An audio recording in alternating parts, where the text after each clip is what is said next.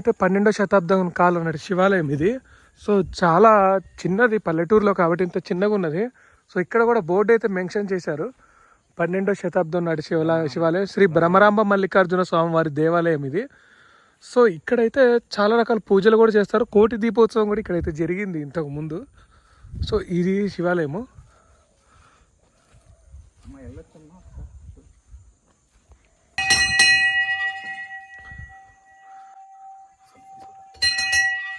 ఓం నమ శివాయ, ఓం నమ శివాయ.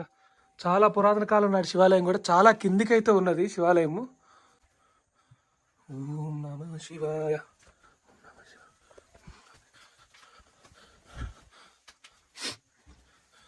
ఓం గణేశాయ నమః. గర్భగుడిలోకి అయితే శివాలయంలోకి రానిచ్చారు అంటే ఫస్ట్ టైం ఇది. నువ్వు తీసే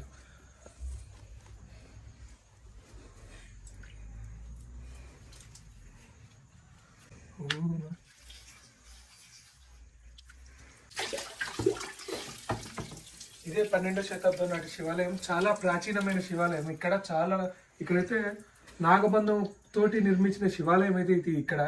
సో చాలా ప్రాముఖ్యత కలిగింది. మేము ఈ శివాలయంలోకి అయితే వచ్చేసాము. దర్శనం అయితే చాలా అద్భుతంగా జరిగింది.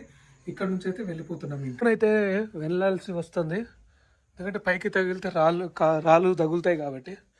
నందీశ్వరుడు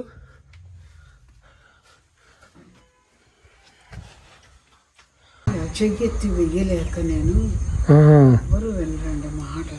ఈ ముగ్గులు పెట్టేసరికి వెనకాల పోటు వచ్చేసింది.